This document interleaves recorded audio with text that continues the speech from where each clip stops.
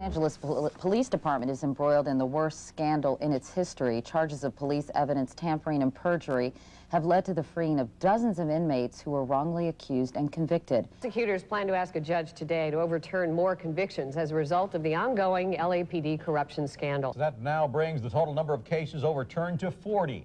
Meantime, the city's dealing with a growing number of lawsuits growing out of this scandal. Several major developments today. El escándalo de corrupción en la división Rampart provocó que nuevos casos criminales fueran anulados por una corte de Los Ángeles mientras se investiga la supuesta alteración en los mismos. Policías a la cárcel y millones de dólares para las víctimas puede ser el final de este escándalo de corrupción policial.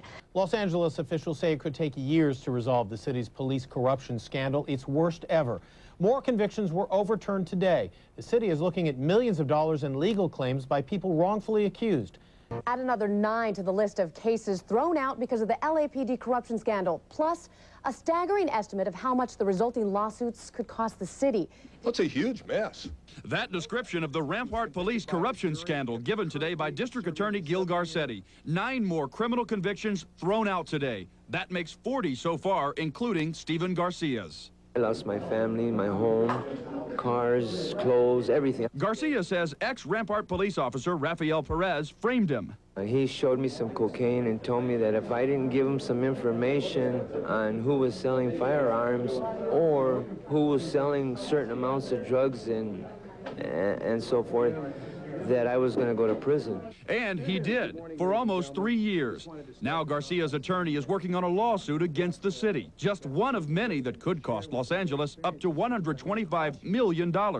New developments in the LAPD scandal. Tonight, a federal judge has made a major decision regarding anti-gang officers and illegal immigrants. If it's the situation like Mr. Tejeda, where they literally threaten him because he's a material witness to police misconduct, and they tear up his green card, whatever people may or may not think is right is not the point. We have mechanisms that we have to follow.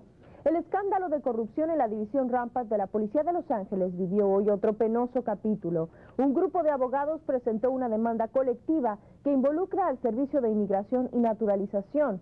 They all have the same rights and the same constitutional protections. Esta noche, abogados de 4 de las víctimas de los oficiales de Rampart informaron sobre la demanda presentada contra la policía de Los Ángeles. A federal judge has refused to bar the scandal-plagued LAPD Rampart division from having contact with young Latino males who may be illegal immigrants and involved in gangs. Bueno, un juez federal de Los Ángeles toma una decisión sobre la policía de Los Ángeles y las presuntas entregas de indocumentados al Servicio de Inmigración. Mr. Soriano is a unique situation. He had one conviction overturned. Para el abogado Gregory Yates, las unidades antipandilleras de Los Ángeles pueden ser más peligrosas que los mismos pandilleros. Su mentalidad es muy parecida a quienes acusan de ser peligrosos. Y creo que en este caso la pandilla del Departamento de Policía de Los Ángeles representa un peligro mayor al público que cualquier otra pandilla, porque ellos supuestamente son los guardianes del público. Yates representa a 35 personas que dicen ser víctimas de la unidad Crash. Officers in the Rampart division are now accused of rigging deportation orders for suspected gang members or witnesses to police misconduct. Channel 4's Patrick Healy is live at the Metropolitan Detention Center in downtown Los Angeles, where one suspect could be deported within just a few hours. Patrick. Colleen, Paul, the case of Walter Rivas, a father of 2 who's no angel, but his lawyers say he was framed and a tainted conviction was overturned just 2 weeks ago. Yet Rivas remains in custody at the Metropolitan Detention Center. He could be deported to El Salvador as soon as tomorrow. Tonight, the tears of worry belong to the 12-year-old son of a Salvadorian immigrant who came to the streets of LAPD's Rampart division and had run-ins with the anti-gang officers in the crash unit, now the focus of the corruption probe. A conviction has been overturned as tainted, but 2 others remain in effect. And brought to the attention of INS and in federal custody, Walter Rivas may be deported before the Rampart scandal is fully sorted out. His brother Julio holds out hope.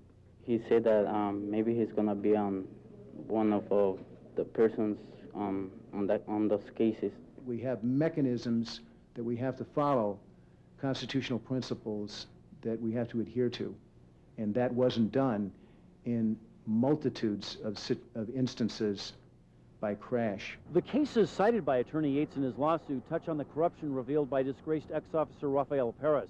In one case, Perez acknowledged setting up for deportation a man named Osvaldo Tejada Delgado so he could not testify as to having seen the then officer planting evidence.